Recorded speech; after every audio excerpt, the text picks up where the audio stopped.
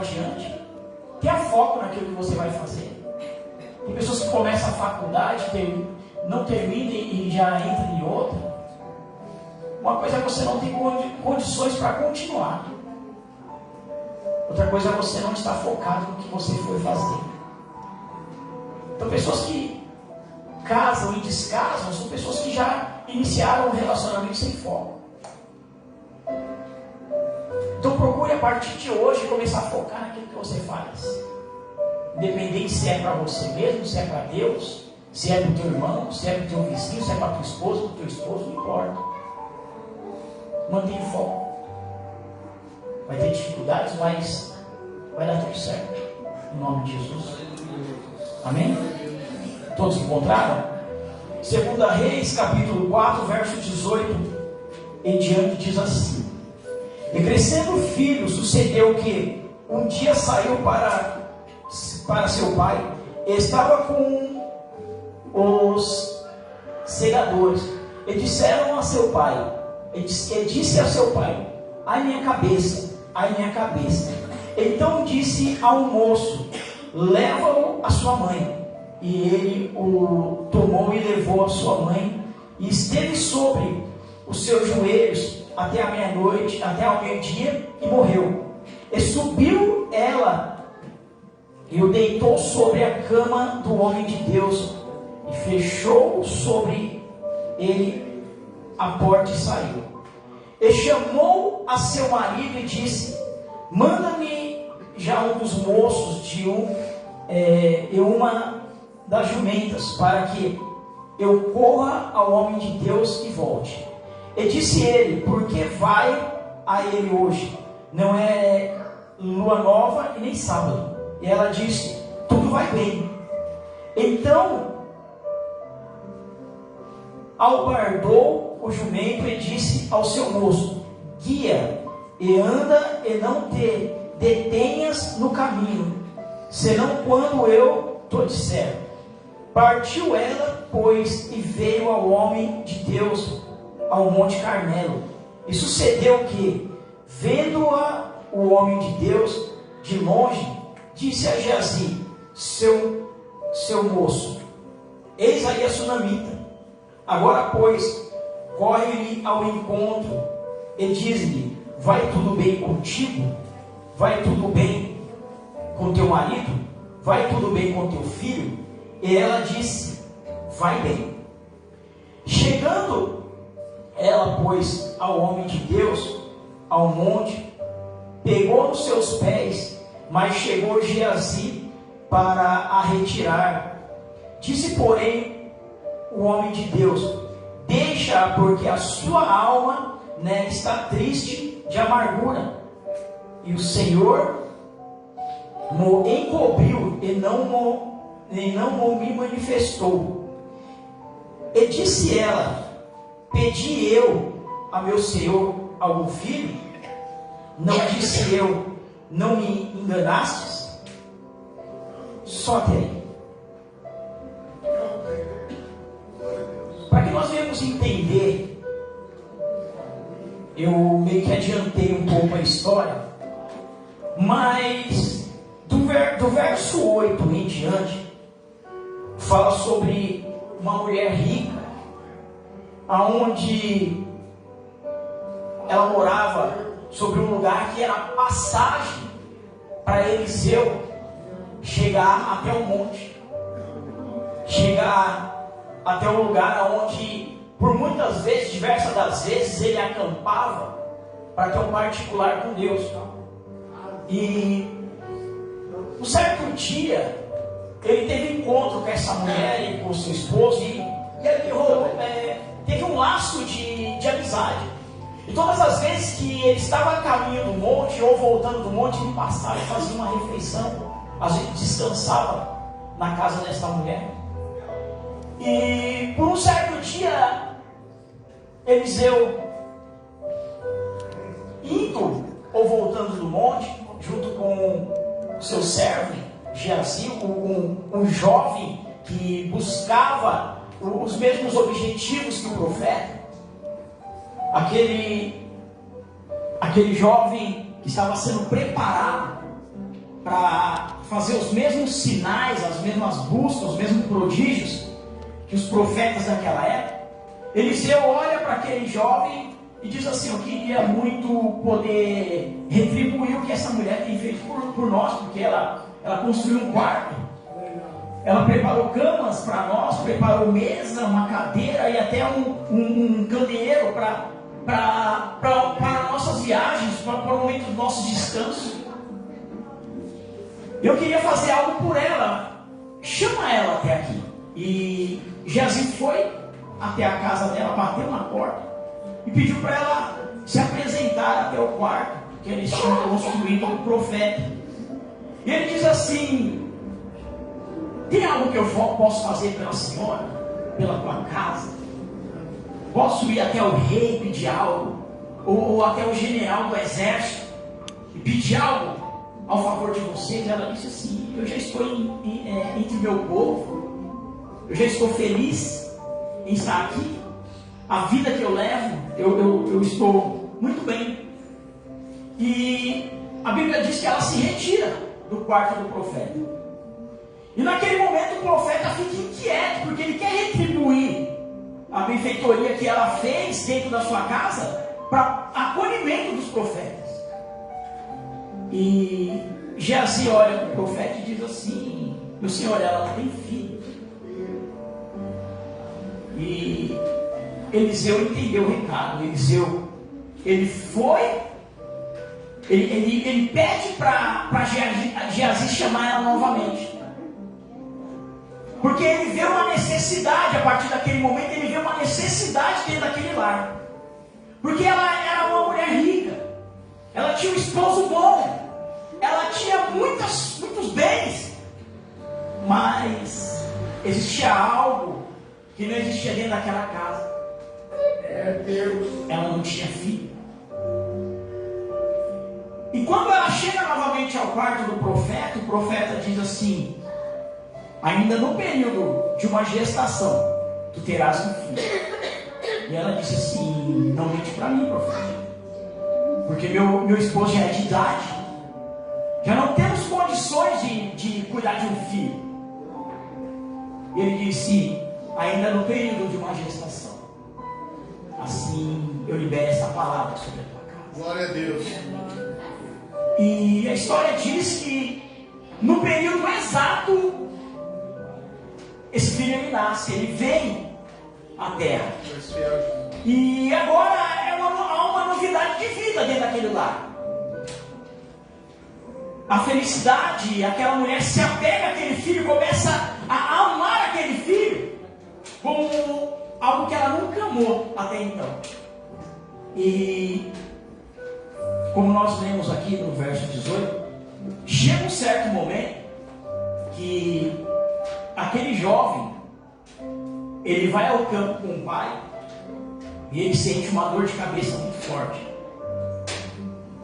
E no momento que ele sente a dor de cabeça, o pai dele diz a um dos servos: leva o menino até a mãe.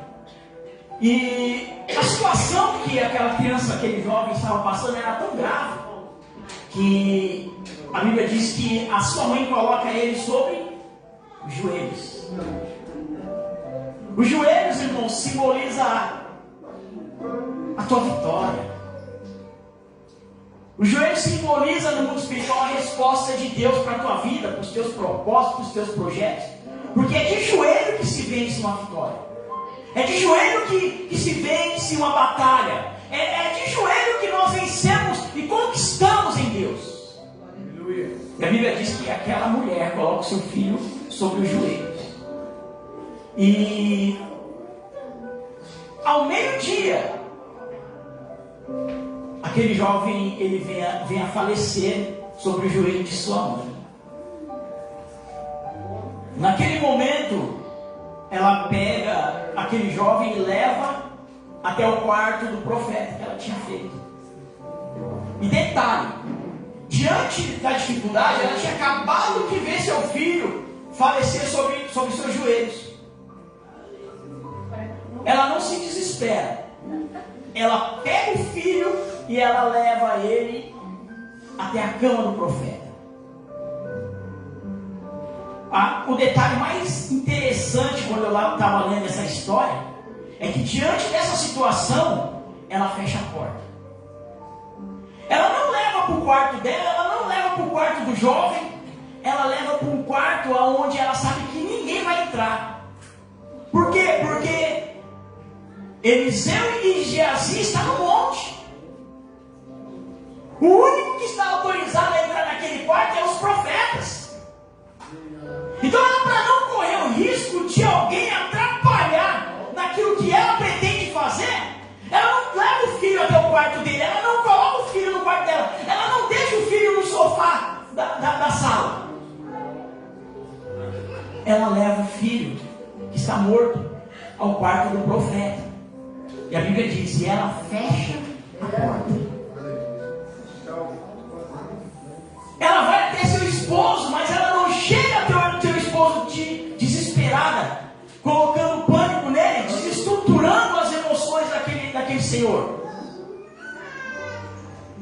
Mas ela fala assim, eu preciso de ir de encontro ao profeta, preciso de um servo e preciso de uma jumenta que consiga sair daqui, de onde nós estamos, e que ele vá até o monte, e até o Monte Carmelo. E eu dei uma pesquisada para ver a distância da onde essa mulher estava, em Sunem, que fica em Isacar, situado em Isacar, até o Monte Carmelo, e deu 46 quilômetros.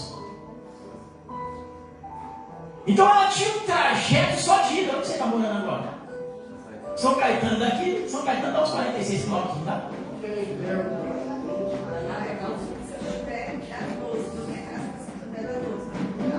Dá mais? Então, São Caetano dá uns 20. dá uns 20?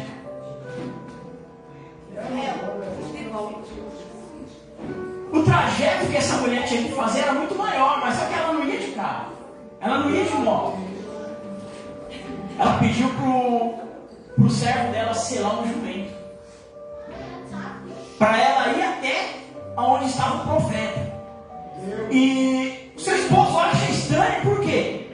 Porque não era o dia específico para alguém ir de encontro ao profeta apresentar um sacrifício.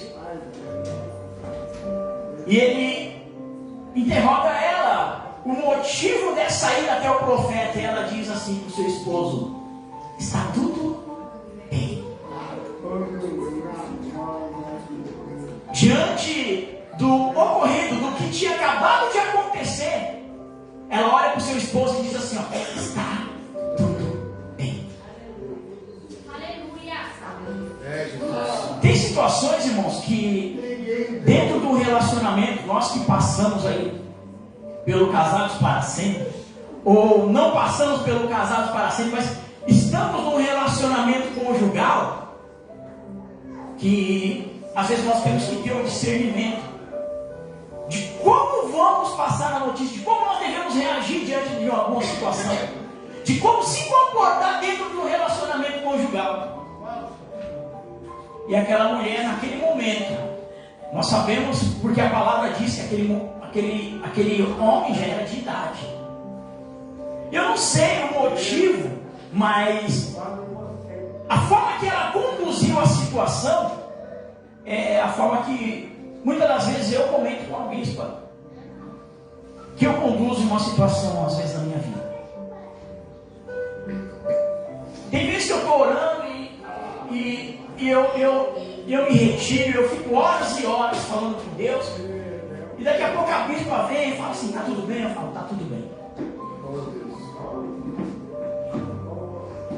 E aí, no outro dia eu estou lá, horas e horas, começo a meia-noite, vou até às 6 da manhã em oração. Aí ela pergunta: está tudo bem?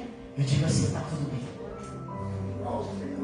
Mas diante do que eu estou colocando em Deus, irmãos, não está tudo bem. Mas quando eu coloco a situação ao ouvido da minha esposa, aos sentimentos da minha esposa, está tudo bem. Sabe por quê? Porque muitas das vezes ela fala assim: mas você nem me contou, você deveria ter falado para mim. E eu sempre falo para ela assim: tem problemas que eu até vou dividir com você, vou compartilhar com você. Nós vamos guerrear junto. Mas tem problemas que tem que ser eu e Deus. Tem situações que vai ser resolvida entre eu e Deus. Eu não vou levar para você em forma de problema, porque eu quero levar para você em forma de vitória. Tem coisas que eu vou levar para você para nós guerrearmos juntos, para nós compartilharmos juntos. Mas tem situações que eu vou colocar diante de você em forma de vitória. Nós vencemos. E eu sempre falo para ela diante de certas situações. Ela fala: o que você vai fazer? E a minha resposta sempre é: eu vou falar com quem resolve. Quantas das vezes eu não falei isso? Eu preciso de falar com quem resolve. Sabe por quê, irmãos? Porque tem situações que eu estou passando que não adianta eu levar para minha esposa. Eu sei que ela não vai resolver. Tem situações ministeriais que não adianta eu levar para ela, porque ela não vai resolver. Às vezes eu vou levar mais preocupação para ela. Não que eu estou sendo individualista diante da situação, mas você que ora, você que coloca a situação em Deus, o Espírito Santo vai queimar em você. Fala para ela. Fala para ela. Fala para ela. Mas tem situações que o Espírito Santo vai falar assim, ó: coloque em Deus. Porque você vai gerar preocupação. Porque talvez você terá um problema a mais. E muitas das vezes ela fala: o que você vai fazer? Diante disso eu falo assim: eu vou falar com quem resolve. E eu não ligo para o pastor, eu não ligo para a pastora, eu não falo com a bispa, eu não ligo para os obreiros, eu não ligo para ninguém, irmãos. Eu coloco o meu joelho no chão e vou falar com quem resolve. E muitas das vezes a gente vê, até mesmo dentro da igreja, pessoas que estão passando dificuldades e ela leva o problema para pessoas que não resolvem. Ela pega o problema interno da sua casa e ela quer levar para todo mundo, ela liga para todo mundo, ela chama todo mundo, ela alerta a família toda. E conclusão: em nenhum momento você vê ela com o joelho no chão, levando para quem resolve. Está todo mundo sabendo. Ela colocou no ouvido de todo mundo, mesmo no ouvido de Deus. Eu tenho uma palavra para você nessa noite. Vai falar com quem resolve. O problema que está acontecendo na tua casa, vai colocar diante de quem resolve. A situação que você está vivendo interna, dentro do teu lar, não conta para ninguém que não resolva. Vai falar com quem resolve. Vai colocar diante de Deus o seu problema. Essa mulher, ela, em cima da sela do jumento, ela chega próximo do Monte Carmelo, e Eliseu de lá de cima olha para Geazi e diz assim: olha a sunamita chegando aí. Desce, corre até ela e pergunta para ela: está tudo bem contigo? Está tudo bem com o teu esposo? Está tudo bem com o teu filho? Ela diz assim: sim, vai tudo bem.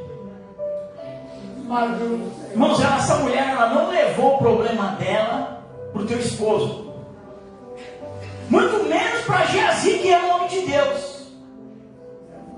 Porque o que ela entendeu? Que diante do problema dela, o único que estava capacitado para resolver aquela situação era Eliseu.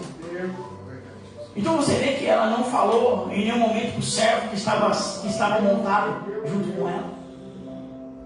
Em nenhum momento ela leva essa situação para o seu esposo, o teu cônjuge. Em nenhum momento ela leva essa situação a Geazi, que era um homem que estava no monte buscando. Sabe para quem ela coloca essa situação? Diante de Eliseu. Quando ela chega no pé do monte, ela desabafa com Eliseu. Detalhe, irmãos, ficou muito provado dentro dessa palavra que Geazi não tinha estrutura espiritual nenhuma para resolver o problema dela, por mais que era um homem de Deus e estava no monte orando. Sabe por quê? Porque a Bíblia diz que no momento que essa mulher chega diante de Eliseu, ela se lança aos pés de Eliseu e ela estava aflita. E Eliseu, ele chega logo em seguida e ele tenta levantar esta mulher. Por quê? Porque ele entendeu que ela estava prostrada diante do homem. Ela estava se prostrando diante do profeta. Mas o profeta tinha espiritualidade para entender o que estava acontecendo naquele momento. E o profeta diz o seguinte: deixe ela no momento dela, da forma que ela se encontra, do jeito que ela está, porque a sua alma está aflita.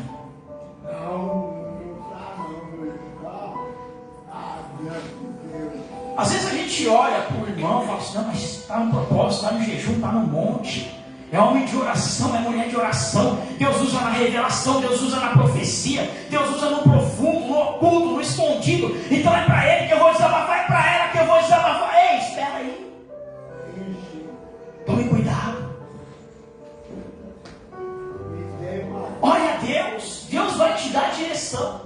Deus vai mostrar para quem você deve desabafar. Deus vai mostrar para quem você deve abrir a tua boca e declarar a sua situação. Porque às vezes você vai falar porque ora, porque revela, porque é homem de Deus, é mulher de Deus, e vai virar fofoca a tua situação. O teu problema não vai ser solucionado, vai virar fofoca. É Jesus. É assim mesmo. E tudo que o diabo quer é isso. Ver você colocar a sua situação, a sua dificuldade, a sua necessidade diante de uma pessoa que ora, mas não vigia. Ei, diante de uma pessoa que ora, mas não vigia. E quantas das vezes você não cai nessa besteira? De contar algo para alguém que ora, mas não vigia? Quantas das vezes você não fez isso? Você confiou porque é de oração, porque é de palavra, porque Deus usa, porque é profeta. Geazi também era homem de Deus, mas ele não teve sensibilidade para entender a aflição daquela mulher. Talvez o próprio esposo não entender a aflição da esposa. Quantas das vezes sua esposa chega aflita dentro de casa e você, como pastor, um homem de Deus, não consegue discernir a aflição, acha que é birra, e aí gera um confronto, gera uma discussão. Quantas das vezes você não consegue ter o discernimento de que o problema é emocional, e você começa a bater boca, e você começa a discutir, porque você não consegue discernir, mesmo sendo esposo, mesmo sendo um só. Quantas das vezes? O problema não é pessoal, mas o problema está aqui, ó. Existe uma dor, existe uma ferida, existe algo a ser tratado. Mas se ela falar para você, às vezes você vai achar que é bronca de você, que é algo pessoal, e começa a discussão, começa a briga. E o que estava ruim dentro dela vai se tornar pior. Por quê? Porque o esposo não teve o discernimento. Como Eliseu, o profeta que era de fora, teve o discernimento e discerniu o que estava acontecendo na alma daquela mulher. Eu quero dizer, irmãos, que nem sempre, por ser seu esposo, ele vai entender o que está passando aí dentro. Nem sempre, por ser a sua esposa, ela vai entender o que você está sentindo aqui dentro. São tantas as emoções afloradas dentro do ser humano, que muitas das vezes você vai até um homem de Deus, até uma mulher de Deus, e o pessoal vai olhar para você e falar assim: você é frescura. Talvez não fale na sua cara, mas vira as costas e fala assim: eu não vou nem orar em cima disso. Isso é frescura. Isso é falta de Deus. E aí começa a colocar um monte de problema, né? Coloca em oração. Mas aquela mulher, ela leva o seu problema diante de alguém que ela sabe que vai ter o discernimento e vai ter uma direção de Deus. Aleluia. E às vezes a gente fica desabafando para todo mundo. liga para um, liga para outro, fica e perde horas e horas no telefone. O serviço de casa fica tudo atrasado. E você ficou lá horas e horas desabafando para quem? Para quem não resolve nada. Pelo contrário, ele vai multiplicar o teu problema.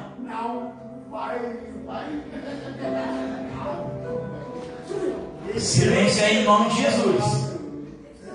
Ei, silêncio em nome de Jesus. Amém. Amém? O Senhor fez a obra. Aleluia.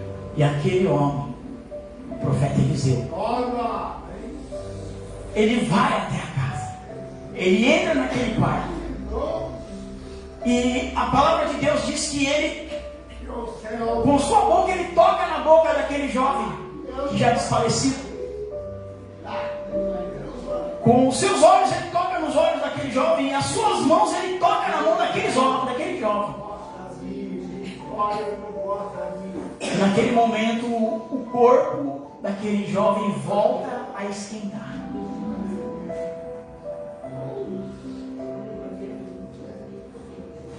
Aquele jovem ele começa a espirrar, ele espirra por 7 vezes e abre os olhos, e Eliseu coloca aquele jovem de pé. Diz ao servo dele, Geazi: vai até a casa da sunamita e pede para ela vir até aqui no meu quarto. Quando ela chega ao quarto, Eliseu entrega a restauração da casa dela em suas mãos. Aleluia, Deus. Sabe o que eu quero dizer com isso? Que quando você leva o teu problema diante da pessoa certa, quando você leva a tua causa diante de pessoas que oram, que entendem o propósito, que está na mesma visão que você, a restauração do teu lar. E quando às vezes o seu lar está pior do que se encontra, por quê? Porque você não está discernindo as coisas do Espírito dentro da tua casa. Você é uma bênção dentro da igreja, mas dentro da tua casa você é um fracassado. Você é uma fracassada. Dentro da igreja todo mundo te vê como homem de Deus, como uma mulher de Deus. Por quê? Porque você discerne as coisas de Deus dentro da igreja. E dentro da tua casa, teu lar está destruído. O teu lar está destruído. Sabe por quê? Porque você está fracassando no teu chamado dentro da tua casa, dentro do teu lar. Se nós voltarmos alguns versículos, no versículo 1 do capítulo 4 de 2 Reis, nós vemos outra história de uma mulher viúva. Acabou de perder seu esposo. E ela chega diante do profeta Eliseu, desesperada, dizendo: os credores estão batendo na minha porta, querem levar meus filhos como escravos. Em questão da dívida que o teu servo, um homem temente a Deus, ficou devendo. Ela não diz: eu e meu esposo ficamos devendo.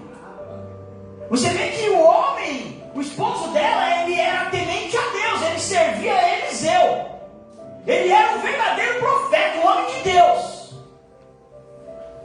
Só que, como sai faísca aqui, ó, casados para sempre, né? Não havia concordância. Você vê que ela não fala assim: eu e meu esposo estávamos devendo o credor. Ela diz assim: ele estava devendo o credor. Irmão, se você casa e você é um só, se você tem uma dívida, a dívida também não é sua. Se você estiver devendo, a dívida também não é dela. Mas a mulher diz: e o meu esposo estava devendo. Ele não diz: nós estávamos devendo. E quantos lares não estão destruídos por causa disso? Não está gerando. O camarada morreu e o problema ficou. Sabe por quê? Não tem concordância não dentro de casa. É um homem de Deus, servia a Eliseu, temente a Deus, usar profeta. Só que dentro de casa era fracassado. Não tinha concordância entre ele e a esposa. Ei, você que é homem de Deus, você que é mulher de Deus, está tendo concordância dentro do teu lar? Ou você faz do teu jeito, ela faz do teu jeito, ele faz do jeito dele, e nunca tem concordância? Quero te dizer uma coisa: você é homem de Deus na igreja, você é mulher de Deus na igreja, na tua casa você é um fracasso. Você não está entendendo o teu ministério dentro do teu lar. Você tem que orar a Deus e pedir discernimento para Ele. Para quê? Para que você não seja só vitorioso dentro da igreja, você também seja vitorioso lá no teu lar. O homem que não entra em concordância com a esposa, o problema vai se alastrar dentro do lar dele. Depois vem colocar a culpa do diabo. A mulher que não tem concordância, que quer fazer tudo do jeito dela dentro de casa, depois não vem colocar a culpa no diabo, porque a culpa não é do diabo. A culpa é tua, porque você não entra em concordância dentro do lar. Tem que haver concordância. Mas quando ela vai diante de alguém resolver essa questão, porque o esposo já não está mais, ela vai diante de quem? O profeta. Um homem de Deus, um homem que tem a vida no altar. E Eliseu fala assim para ela assim: o que tu tens em casa? Ela diz assim: só uma botija de azeite. Ele fala: tá aí a resposta. Entra na tua casa e fecha a porta. Irmãos, quando Deus quer operar milagre na tua vida, no teu casamento, na tua família, dentro da igreja, Ele quer mostrar para todo mundo o milagre acontecer na tua vida. Agora, quando Deus Ele quer operar milagre na tua vida, no teu casamento, na tua família, no teu lar, lá dentro da tua casa, Ele não quer que ninguém saia. Fecha a porta. Tem milagre que vai acontecer lá no teu lar? Ei, não conta para ninguém, não chama ninguém, deixa ninguém saber. Fecha a porta. Tem coisas que Deus quer fazer no teu casamento, você não precisa de colocar no status. Quando Deus te permite colocar no status, Deus operando no meio da igreja. Todo mundo viu o milagre acontecer no teu casamento, na tua família. Põe lá, deixa todo mundo saber. Mas quando Deus opera dentro da tua casa, Ele já está dizendo: fecha a porta. Ei, tem coisas que Deus quer agir lá na tua casa. Tem milagre que não vai acontecer na igreja. Tem milagre que Deus vai fazer na tua família, na tua vida, no teu casamento, lá dentro do teu lar. E quando Deus operar dentro do teu lar, não deixe ninguém ficar sabendo. Porque se Deus quisesse que alguém ficasse sabendo, Deus não ia operar lá no teu lar, Deus ia operar na igreja. Entenda isso. Deus vai fazer coisas lá. Feche a porta. Feche a porta.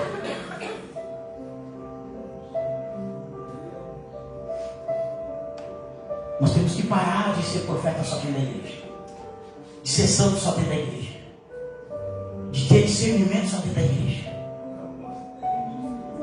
O curso Casados para Sempre, ele vai te dar estratégias para você ser profeta na tua casa, para você ser homem e mulher de Deus dentro do teu lar, para você parar de ser profeta só dentro da igreja. O curso Casados para Sempre tem aqui pessoas como testemunho. Eles estão começando agora a ser profeta dentro do lar, coisa que eles não eram. Eles só eram profeta quando vinham para a igreja. Só profetizavam bem isso aqui. E lá é um atacando o outro, e lá é um xingando o outro, lá é um amaldiçoando o outro, e lá é um olhando com cara feia para o outro. Mas as coisas mudam quando Deus entra. Quando você convida Deus para dentro da tua casa, a tua casa é a continuidade da igreja. A tua casa começa a virar uma bênção. Glória a Deus. Quando você entende que esse altar se estende sobre a tua casa, as coisas começam a mudar lá. O milagre que Deus começa a operar, que Deus começa a operar lá também. Quando você entende que a mesma boca que abençoa aqui tem que abençoar lá, Deus começa a operar naquele lugar. Você está entendendo? Agora, o porquê que muitos crentes têm um casamento fracassado? Estava falando aqui sobre a história dessa mulher. E quando ela obedece a voz do profeta, ela fecha a porta. A Bíblia diz que as vasilhas que ela pegou emprestada não foi suficiente. De tamanho milagre que Deus começou a operar dentro daquela casa.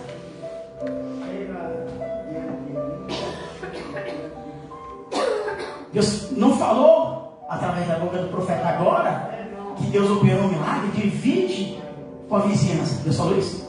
Deus falou assim: venda, paga a dívida e vive do resto. Quando Deus começa a operar um milagre dentro da tua casa, até o resto é algo sobrenatural na tua casa. Está entendendo? Deus fazer algo que você vai viver do resto. Você não tem noção do que é o resto de Deus na tua vida. Uma coisa é eu te dar o resto, outra coisa é Deus te dar o resto. Sabe aquela mulher que vai buscar a bênção da tua filha? E Jesus diz assim: eu preciso de servir a mesa do pão para os filhos. E ela disse assim para ele assim: até os cachorros se alimentam da migalha que cai da sua mesa. Me deixa comer da migalha que cai da tua mesa. Me deixa me alimentar. Eu preciso do teu alimento. Eu não preciso do pão completo. Eu preciso apenas da migalha.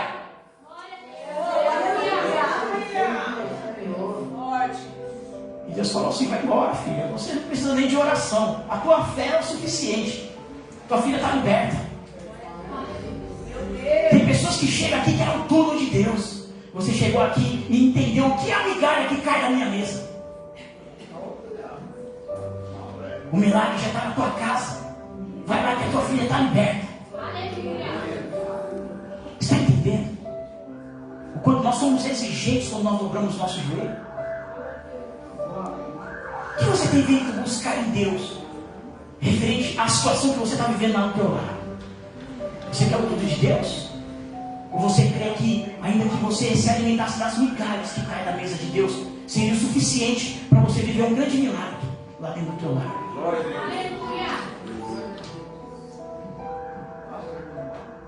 No livro de Atos, capítulo 5, verso 1, a Bíblia... Quanto tempo eu tenho? Eu vim para pregar. Quanto tempo eu tenho? Você mandou uma mensagem falando que 2 horas era pouco. Atos dos Apóstolos, capítulo 5, verso 1, até mais ou menos o verso 8, fala sobre um casal que entraram em concordância, Ananias e Safira. Eles até entraram em concordância. Nós temos que entrar em concordância para negociar, para fazer a coisa certa, para fazer o negócio dar certo. Só que eles entraram em concordância de algo que Deus não concordava. Você está entendendo? Não adianta você estar num relacionamento e falar assim: eu aprendi na igreja, eu aprendi com a palavra, que temos que estar em concordância. Você tem que estar em concordância de acordo com o que a palavra diz. Não adianta você falar: mas nós concordamos. Mas o que Deus acha da concordância que vocês fizeram? Deus está no negócio? Porque esses camaradas aqui morreram, pagaram um alto preço por entrar em concordância no relacionamento sem Deus. Então a pior besteira do casal é fazer uma concordância e não colocar Deus no negócio, não consultar Deus, não orar antes de fazer a concordância, porque você pode estar caindo numa cilada. O diabo pode estar preparando algo muito grande para você tomar o tom e você achar que não vai cair. Sabe por quê? Porque eu e minha esposa estamos em concordância. Porque eu e meu esposo entramos em concordância. Está ligado na terra, está ligado no céu. Entramos em concordância. Toma cuidado. Não entre em concordância naquilo que a Bíblia te proíbe. Você pode estar colocando em risco o teu casamento. Você pode estar colocando em risco a tua família, a tua parentela, o teu tua saúde, a vida dos outros. Sabe por quê? Porque você aprendeu que para Deus agir tem que estar em concordância. Se não tiver cuidado. Não adianta você entrar em concordância com alguém e Deus falar, eu não concordo. Eu não adianto. Eu não aprovo, eu não aceito. Eu não acho certo. Eu não te orientei dessa forma, conforme a minha palavra.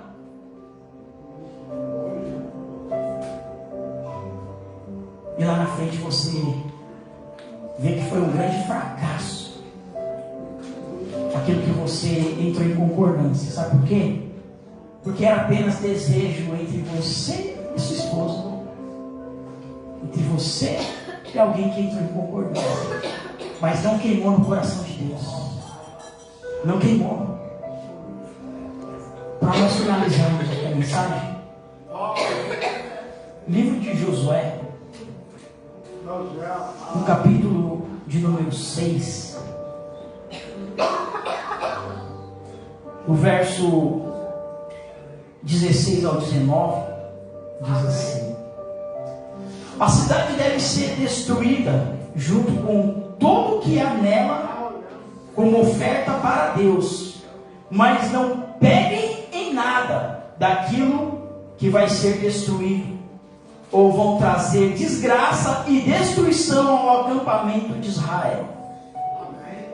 Essa foi a palavra de Deus a Josué e a todo o povo antes de invadir Jericó. Ele disse assim: eu vou dar vitória,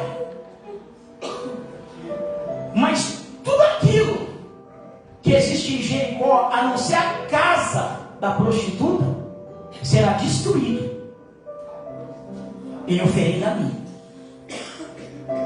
O ouro, a prata e alguns outros utensílios será levado ao meu templo em adoração a mim. Mas cuidado, não levem nada para sua casa que eu estou mandando destruir, ou que será apresentado a mim, porque será maldição para todo o povo de Israel, para toda a casa de Israel.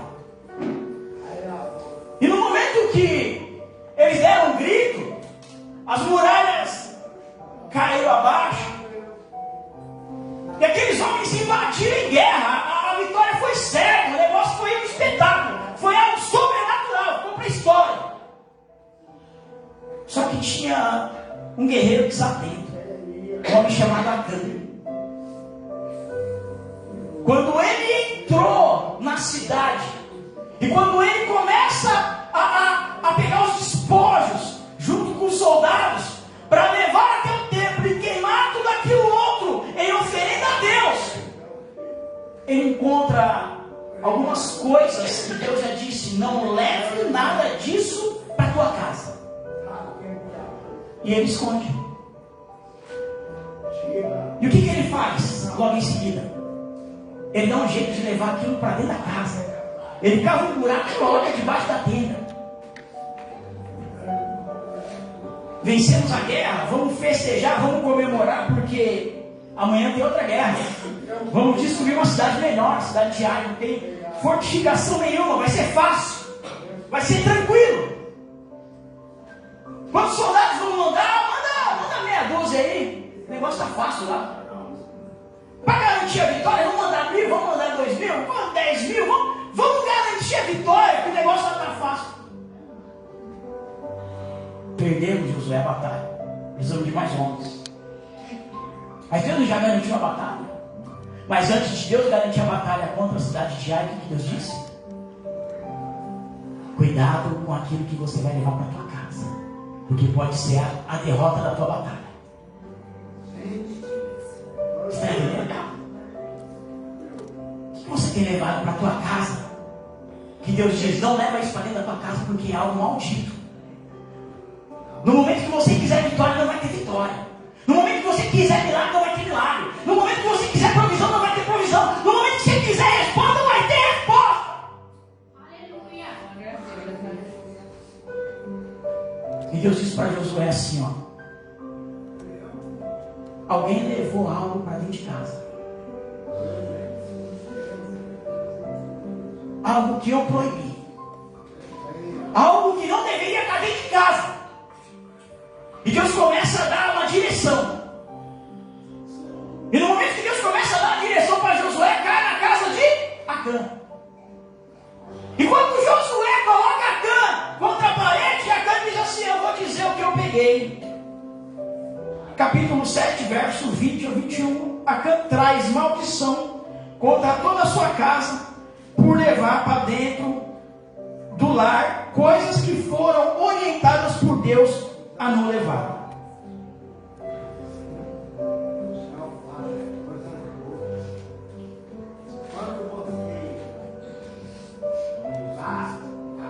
Terminando essa formatura, entre na tua casa. E ainda hoje, é hoje, não é amanhã, joga tudo fora. Tudo que você sabe que é maldição na tua vida, tira da tua casa. Porque se hoje mesmo você precisar de provisão, você não terá. Se você precisar de vitória, você não terá. Sabe por quê? Porque existe maldição lá no teu lar. Existe maldição na tua tenda. Ei, Acã, tira hoje mesmo aquilo que Deus não aprova de dentro da tua casa. É o que? É bebida, é cigarro, é droga, é cachimbo. É um canal de emissora que Deus reprova. É um aplicativo que está no teu lar, que você está levando lá para dentro da tua casa, que Deus está reprovando. Tire hoje o aplicativo do seu celular. É o contato de alguém indesejado que está no teu celular. Apaga. Tira hoje. Não leve para dentro da tua casa, para dentro da tua tenda. Porque isso é maldição.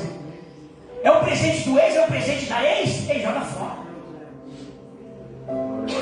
O que tem dentro da tua casa que tem que tirar de lá?